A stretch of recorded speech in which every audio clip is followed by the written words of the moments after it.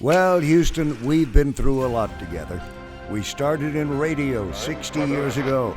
It was such a great gig, my father cautioned me against going into this thing called television, but we did it, and we had a pretty good run. We even went from black and white to color TV, then to high definition. I keep hearing about streaming and digital, and, well, it's a chance to reconnect with my friends and viewers and share stories from our times together throughout these last 6 decades. What do you say, Houston? Let's do this. Hello, friends. I'm Dave Ward, and welcome to Dave Ward and Friends. This is a series of casual conversations with some of the great people I've been fortunate to meet in my 60 years of news broadcasting in radio and television in Houston. And today, look who showed up. Don Nelson, who was with me there at Channel 13 for a lot of years. Don, thank you so much. You were at the for nursery being when here. I was born. I was in there. You came by and waved and said, I'll see you in a couple of years. No, I almost 40, I guess. Yeah. I got there in 75, and you'd been there how long? Since 69. Yeah, so you had to jump Yeah. on. You and Bob Allen was there, and Ed was there, I think, at the time. So you guys had already kicked off that team. When I moved to Houston Right. in 1962, Right. there were like 5 major buildings under construction in downtown Houston. They were just topping out the Humble building. Wow. At that time, Was the loop built yet? 44 610? No, there was no I was going to say, that sounds right. 610. no loop that I can remember. But they were just topping out the Humble building at 44 stories. It was the tallest building west of the Mississippi. And I thought, if this city, if growing like this is a fantastic city. I came to work in Houston in radio at KNUZ Radio. It's no longer on the air, but that was my first real full-time news reporting job. Before that, I had been disc jockey too. I'd started in Tyler, and then 2 years in Waco, WACO Radio in Waco, one of the only radio stations in the name What kind of music? city. Oh, in Waco, it was, depending on the time of day, it could be anything. Rock and roll, it could be country.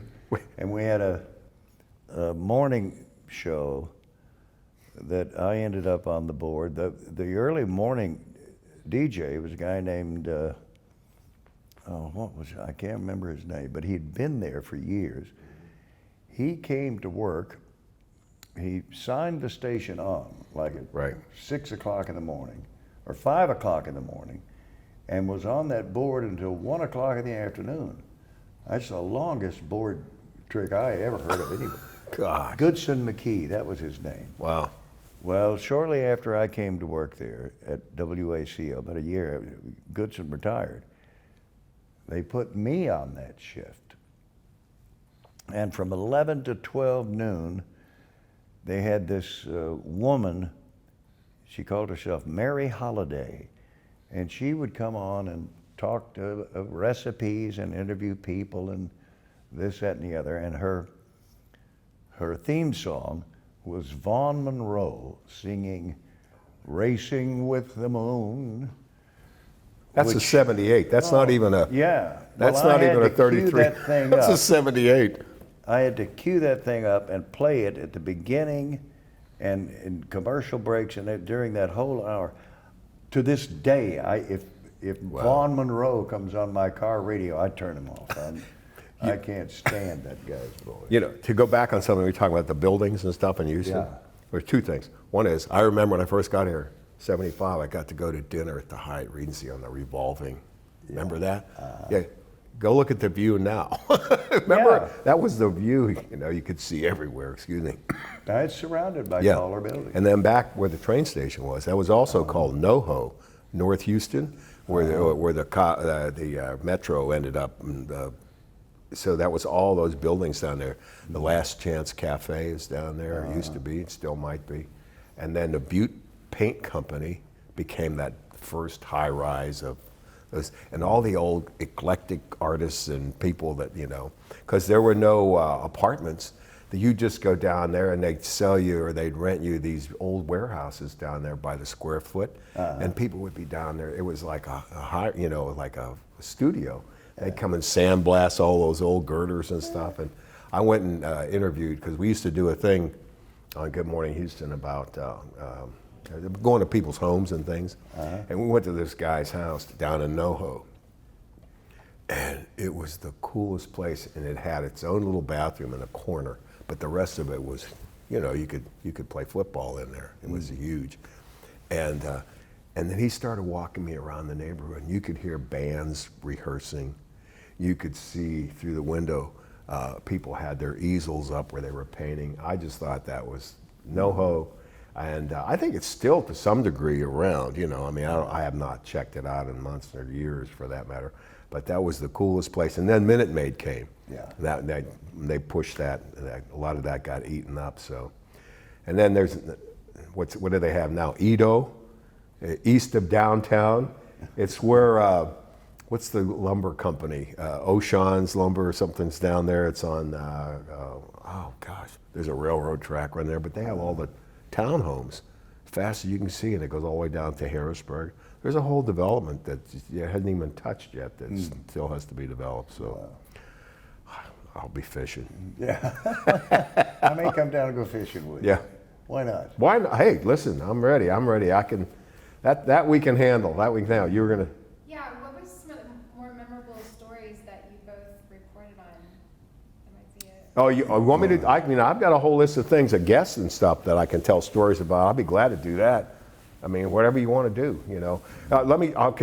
one I wanted to tell. It's interesting. We're talking about the 80s. Akeem Elijah one, okay? The Dream. I think he started with the Rockets in '84, in his career. And so he was like, part of the Phi Slamma Jamma and all that kind of stuff. And so he's scheduled to be the guest, right? And he comes in, and then the guy, he's as nice as he can be, and he's young, and of course. And so he's sitting in the green room and everything like this, and I'm kind of talking to him, and we're saying, just tell me your, experiences or whatever, blah, blah, blah, blah, blah. And all of a sudden, another guest shows up. And it was Pele, the world famous soccer player of all time, like forever. And Akeem, he went from being this monster, this big guy, to this kid about this tall. And I said, Akeem Elijah, I'd like you to meet Pele. And of course, and they proceeded to talk as if no one else was there. And he told them how, he was from Nigeria, and how he would go long distances just to see Pele play. And he played soccer. And so we were going to go on the air, and other than the introduction, that was it. It was Pele and Akeem Elijah and it was one of the greatest days we've ever had. It just proved to me that despite how big, this person was and how much of a hero he was, he also had somebody that he looked up to as well. In that case, it was an incredible lesson. So that's kind of like he looked up to Pele. My hero in the business was Walter Cronkite. Now, and I got a chance to meet him one time at a NASA function down here near the Johnson Space Center. I'll never forget it. It was met him and his wife Betsy there at this function, and at that time I had been the anchor on the 6 and 10 o'clock for like 35 years. Well, he had just left CBS. Right. He had just left his anchor desk, and Dan Rather took over, which is a total another story. Talk about total opposites. Walter Cronkite wrote the book. Dan Rather kind of killed it. But anyway, I introduced myself and told him that I, was the anchor on the ABC station and had been for 35 years. And a few minutes later, he came back to me and he said, David, how long did you say you've been anchoring your local news here? And I said, 35 years. It's remarkable. And I had the feeling then he thought he quit too soon, and I did too. I mean, You raised the Walter- bench. You raised the bench up. Walter was the most trusted television journalist anywhere in the United States. And if you watched his newscast, you would have thought he was slightly on the conservative side. But in real life, he was a flaming liberal, I'm telling you. But on the air, he was right down the middle. Well, who wasn't it somebody that is from here, right? Who? Walter Cronkite was from Houston. I was going to say, didn't he? I forget the school he went to, San Jacinto or someplace like that, or Something like that. Yeah, And yeah. He dropped out of the University of Texas to Right. take a job with the United Press. I remember that. And Here's one for you. Okay. What was the most awkward situation you ever found yourself in on the air? I mean, on the air, like where things just like, whether it would be a guest or an interview or something went so south that you just wanted to crawl under the desk. I had several. There's one I remember when I was on the 7 a.m. news and I had to report on a golf tournament the weekend before. This was on a Monday morning and the golf tournament ended Sunday afternoon. And I don't remember who the golfer was, but and I wrote the line myself. He won the tournament with a 72 hole total of 272. But on the air, it came out with a 72 toll hodl. I mean, of course, a toll hodl. He won the thing with 272. We had a weather guy on the early morning. What was his name? Ted Bennett, I think. Yeah, I remember Ted. He came on one morning, and we just had a cold front move through. And he goes to the weather maps, and he says, and you could see this cold mare's ass came through last night. And the crew floor giggled. God. And he said, of course, I meant to say it was a cold mare's ass that came through. And he finally said, of course, you know, I meant to say a cold mare's ass came through. It never did come out cold air mass. Oh, that's funny. That's funny. But it cracked us all up. Dave Ward and Friends is proud to be supported by the brand new 135,000 plus square foot Porsche River Oaks dealership from our friends at Sonic Automotive. I've known a lot of Porsche owners in my time, and one thing they've told me is that they really enjoy sitting down and specking out the Porsche of their dreams. The newly opened River Oaks Porsche will not only allow you to do that, but Porsche North America has broadened the allocation of all model types just for this new state-of-the-art River Oaks facility. General Sales Manager Carrie Jo McCrory and her entire team are excited to get you into the personalized Porsche of your dreams. It's now open in River Oaks. Tell them Dave Ward sent you.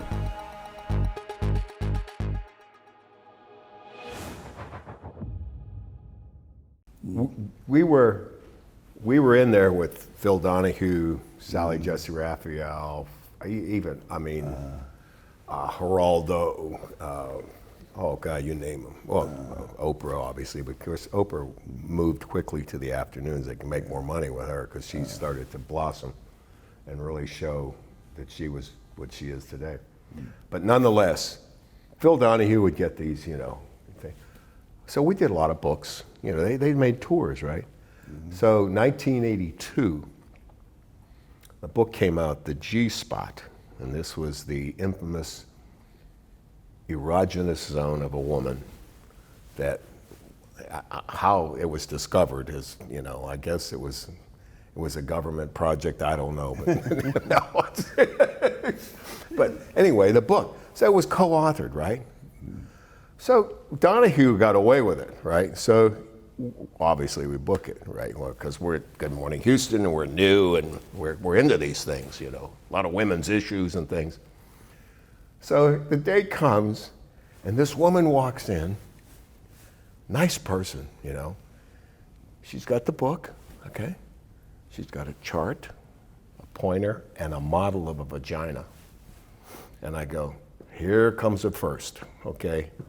I don't even know if we can say vagina on the air yet. I have to somebody call the office and, oh my God. You could feel, everybody, Jan, all of us, we're just sitting there, okay, you ready? Let's go. And this lady took us down a road that I will never forget in my life. Wow. And I mean, and then I started thinking, I said, where did this model, I mean, it was a model, visible, and I'm going, oh no. And then she started pointing and I'm going, and then naturally to add to that, we have to go to the phones. You want to make sure the viewer can ask their questions. Bad idea. Oh boy. First question. Yes, you're on the air with so-and-so, the G-Spot, and you have a question. Yes, how does my husband hit that spot? And I'm going, okay, here she goes with her pointer and her model. I'm going. And then normally we only had 3 minutes. The crew's going, got 5. Take whatever you want. I'm going, oh, and then there were some other, you know how you always have guests that you've had on before they stay? Oh, you talk about uncomfortable. Everybody's sitting there. Everybody looked like they dropped a pen on the floor. And I'm going, that's an expensive pen down here. No one could look at the camera. It was just unbelievable. I'll never forget that as long as I live. Oh, boy. But anyway, and that was that. And then we did a lot of, what was the other one I was going to tell you about that was just insane? We've done a lot of cooking segments that, and you always have to taste it. Well, remember, sushi just hit the market. Everybody was into sushi, right? And so I had no problem with it, but we had other people there that were going to sample it, and they wanted to know, is this cooked? No, that's the whole point. It's raw. And they couldn't make it, they couldn't do a cutaway because people would hold it. It was just, we had the audience try to help and everything. It was a disaster. It was and it turns out now they got it at HEB. Here it is 20 some years later, 30 years later, and it's like, it's like getting a hot dog. So yeah. It's just unbelievable. I interviewed Tony Vallone, this was several months ago, before he died, about his gourmet restaurant, Tony's. Sure. Oh. And he told me when they first started, he wanted to serve squid. Uh-huh. He had to drive to a bait camp down on Galveston Bay to buy squid. You couldn't buy it. Yeah, you get a frozen box, 5-pound box of squid. I guess. Yeah? But times have certainly changed, that's for sure. Here's one, I got one. This is one, okay? Marvin used to come on Good Morning Houston once in a while as the consumer advocate, right? Not that the guy who I went to, guy, the white knight, he'd come on as a consumer advocate. And as a consumer advocate of a big station, anything that was of controversy or a product or whatever, they would send him all this information. They said we could get our money back. I think it's a ripoff. Fighting for the underdog may be old-fashioned, but it's still in style at Eyewitness News. Just ignore them. Open up in the name of Eyewitness News. Give these folks their money back. Watch Marvin Zinner on Eyewitness News. He takes you to the heart of the news. He's gone. And we didn't even get a chance to thank him. Say, who was that man? Hi-ho, Zinner. Away! Marvin comes on. This is when feminine hygiene, because toxic shock was the national topic. Some women got toxic shock from these things. Marvin comes on. First of all, he doesn't say tampons, he calls them tampoons. He goes, you're not gonna believe what they sent me. They sent me a box of these tampoons. I said, tampons? Yeah, whatever. He says, some kind of shock that caused it. And I'm going like, am I sitting here on live TV with this man? I mean, and then you can't laugh, because that just makes you look even worse. I'm sitting there going, okay, this will be over soon. This will be good. And how people tap their foot. You can always see the foot's going out of control from trying to. But he was so funny. Oh, and one of the another good story. Alvin Van Black, remember? Oh yes. He comes to Channel 13 off a radio, and he's Alvin at night and all that kind of stuff. But one of the things he did that I'll never forget, if you remember correctly, there was a time period in Houston where they were developing all the land around the area lakes. And you'd look in the sports page and they'd say, if you come out this weekend, you're going to get a grandfather clock, or you're going to get a stereo. And if you come out and spend the weekend and let us show you our property, you're going to get a boat and a motor. Well, you know, they'd be in there, okay. So I went, you know, I went out to, I forget where I went to, one of the lakes. Anyway, to set the hook on me on a Saturday afternoon, and you know. So I told Alvin one time about it. He says, I've collected all of them. I got all of them, all the gifts. He says, I'll come on and show them to you. Oh my God. He comes on, he has a table full. Well, the grandfather clock was this big. And it was like it had a battery in it. But in the sports page, you know, it looked like a grandfather clock. Yeah. The stereo was this big. And it was a little AM, FM radio, but it looked like a stereo, you know. But the best one was, there's a rubber raft, okay? It's about 5 feet long, and it has an aluminum pole and a box on one end and a little propeller on the other. And you put 4D batteries in the box, and there's a hole in the back of the boat that you blow up, and then you run the thing through, and this was your motorboat. And you had to drive 1,000 miles and let some salesman just work you over, whip you like it.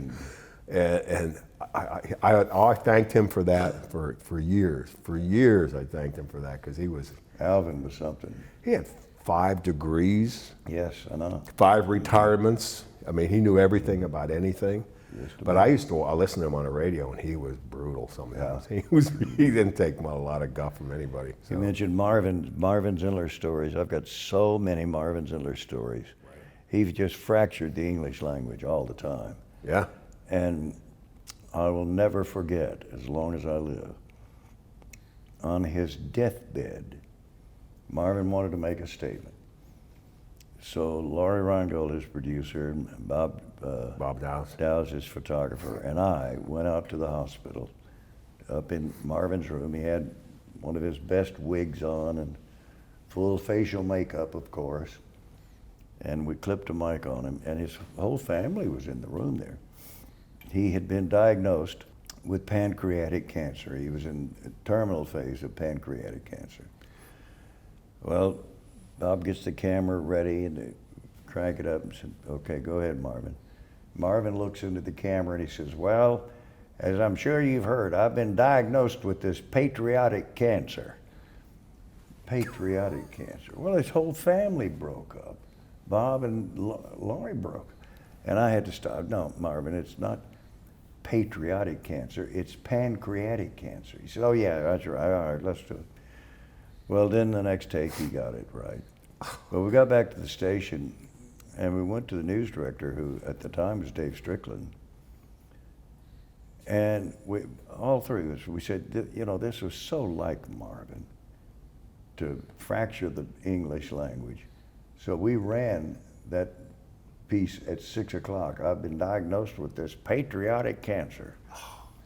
And they heard laughter, and then he restarted and did it right. We ran that at 6. You know, I vaguely remember. I remember that because what a character. What a character. Oh no, but you know what I used to tell people? I said, what you see is what you get. I said, it wasn't like 3 or 4 different kind of people. It was, this guy was that guy. Yep. Straight across the board. Marvin Zinner was unique. I never met anybody like him before or since. And he used to, oh God, he would, if he latched onto you for a reason like he didn't, he said, how long are you going to go without getting this done? Oh yeah. I said, just because you've had 47 of them doesn't mean I have to have one. He goes, yeah, you're going to, you know, you'll be sorry. I said, we used to go round and round. Yeah. And then, what was it? Somebody wrote a book about the best little whorehouse, and he happened to be there that day, and he went on the set and just crucified this person, and the crew was mad at me for letting him do it. I mean, because it was a blindside, you know. He just wanted, but he, you know, the book was like, you know, it had its moments where the person deserved it, you know. But I mean, out of nowhere, he just showed, boom, there he was, so much. But no, I used to, oh God, we would laugh. I had more fun, and I had more fun with his photographer, Bobby Dowse. Yeah. Speaking of a great person at Channel 13, I don't think I ever worked with a nicer guy. Yeah. He was, I mean, he could do stand-up comedy in the dark of night. We'd show up at a remote for a live shot at 4 a.m, and he could do 10 minutes, And I mean, he was that good. He was. And no matter how bad things were, whatever he did, he was always on. He was just a good guy, those kind of people. I think, those kinds of things you learn. I always used to tell people, I said, look, one of the benefits and one of the things I'll never forget about television is that, people live sort of in a tip of a funnel. I said, they weed out stuff they don't want to deal with. Politics, religion, whatever. They just kind of narrow it down to a comfort zone of a tip, Well, when you're on TV, the tips are out there and the funnel's this way. So you have this huge panoramic view of the viewer. And how different people are. That this works here, but not there, but not there, but not there. And I always used to feel it was a privilege to be able to go and exist in all of those worlds, like that. I said, I wish everyone could have that privilege that I had. Because I could, when you're on TV, you go in a neighborhood and stuff like that, and no matter where it was, I mean, people would kind of recognize you. Well, not everyone, but I mean, some would. And it was, what a privilege, And then people were always nice, and, it really made you think about what was important. Yeah. And the town, I used to say Houston was the biggest small town I'd ever been in, which was Good Morning Houston. That's why we used to, I said, this is like a little town, We had a great time. But anyway. Yeah, we did. Well, Don. Yeah. Speaking of the great people that I met in this industry, you are one of them, my friend. Well, thank you. Thank you. Thank you for coming here. Thank you for being with me today. And I want to thank you for joining me here for Dave Ward and Friends. Thank you.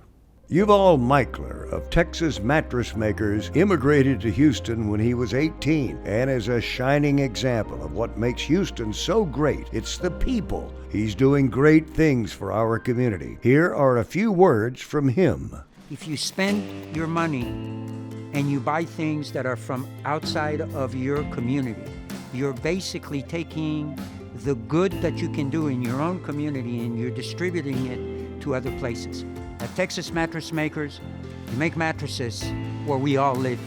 Foam we buy from Brenham, from Waco. Our springs come from Ennis, Texas, which is south of Dallas. Lumber comes from Louisiana. Cardboard from Houston. Plastic from Houston. If I take my money and I spend it overseas or wherever else, I basically stole someone's job here in Texas or Houston. I'm always going to have our community in my forefront when it comes to business. At Texas Mattress Makers, we're the only team in Houston with our own factory. Get your best night's sleep with up to 30% plus free delivery on select mattresses. We do one thing. We create the best mattresses in Texas.